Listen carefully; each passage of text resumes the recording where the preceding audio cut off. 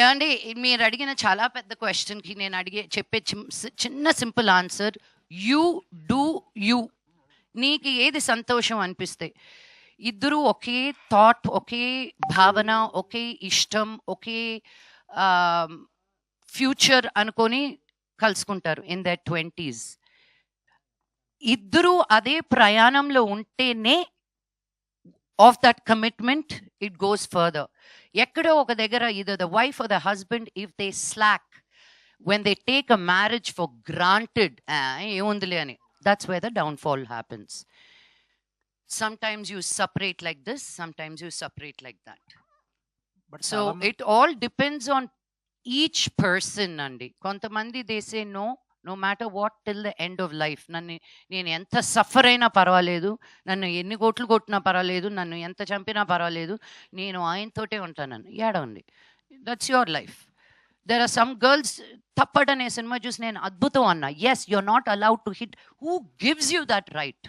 మా అమ్మ నాన్న తర్వాత మా అమ్మ నాన్ననే నన్ను తాకనప్పుడు నువ్వు ఎవరవుతావు చెయ్యి లేపడానికి కూడా.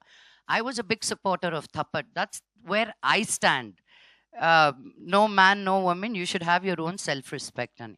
So it's you do you అంతే.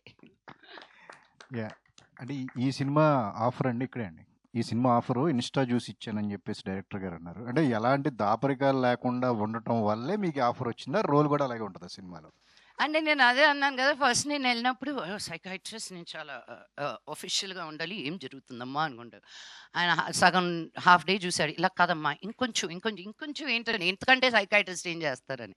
తర్వాత ఆయనే ఓపెన్ అయిపోయాడు, కాదమ్మా నువ్వు ఇన్స్టా రీల్స్లో చేస్తావు చూడు, అలా కావాలని. ఐ వాజ్ లైక్, సార్ నేను అలాగే ఏ సినిమాలోనూ చేయలేదు సార్, నా మోహన్ చూస్తేనే సీరియస్ రోల్స్ ఇస్తున్నారు అని. సో ఇంకా ఆయన నాకు ఆ డోర్ ఓపెన్ చేశాక ఇంకా ఐ వెంట్ ఫ్లయింగ్. సో ఏంటండి రోల్స్ విషయంలో ఆర్ యూ సాటిస్ఫాక్టరీగా ఉన్నారా? ఇంకా రావాలి అని కోరుకుంటున్నారా? ఎట్లా? నేను ఇంకా తప్పటడుగులు వేస్తున్న ఫీలింగ్ అండి. ఏదో సంవత్సరానికి ఆరా సినిమా చేస్తూ ముసలిదాని అయిపోతున్నాను. ఇంకా చాలా సినిమాలు రావాలని కోరుకుంటున్నానండి. మీ తెలుగు వాళ్ళందరికీ చెప్తున్నాను నేను. లక్ష్మి ఆ, ఎందుకు సార్, ఎందుకండి తెలుగు వాళ్ళు ఎందుకు మీకు అవకాశాలు ఇవ్వట్లేదు? ఏమో అండి, తెలుగు వాళ్ళకే ఇవ్వట్లేదు. అది నేను ఎప్పుడు కొట్టుకునేది అది. ఈ సినిమా పర్టికులర్గా ముంబైలో 2 లాంగ్వేజ్లో డబ్బింగ్ చెప్పడానికి కారణం ఏంటి? అక్కడ డబ్బింగ్ చెప్పడానికి కారణం ఏంటి? అంటే ప్రొడక్షన్కి అదే చీప్గా అనిపించింది ఉంటుంది. ఒక ఫ్లైట్ టికెట్ తోటి అయిపోయేది. ఇప్పుడు నేను వచ్చాను అనుకో బ్యాండ్ మేళం. So it was just easier, truth be told. Yeah, నేనే అడిగాను, ఒక్క రైటర్ ఇక్కడికి వస్తే అయిపోద్ది కదా. ఇప్పుడు నేను వచ్చి, అండ్ ఎస్పెషలీ నేను ఇష్టపడను రావడానికి పాపను వదిలేసి. లాస్ట్ మినిట్ అక్కడికి వచ్చి జరిగే పనులన్నీ అక్కడికే పిలిపించుకుంటున్నాను అందరిని. అంటే జనరల్గా ఇప్పుడు బొంబాయి వెళ్ళి ఇదివరకు ఇక్కడ తెలుగు అమ్మాయిలు కూడా అక్కడికి వెళ్ళి హీరోయిన్లు అవ్వాలని కోరుకుంటారు. అప్పుడు అక్కడి నుంచి ఇక్కడికి వచ్చి హీరోయిన్లుగా అవ్వాలని కోరుకుంటారు. ఆ డిఫరెన్స్ గురించి మీరు ఏం చెప్తారు? నేను అదే అన్నాను కదా, ఒక లాంగ్వేజ్ అనేది ఉండకూడదని. ఇప్పుడు సాయి పల్లవి హిందీలో చేస్తుంది, మలయాళం అమ్మాయి. సమాంత తమిళ అమ్మాయి, హిందీలో ఉంది.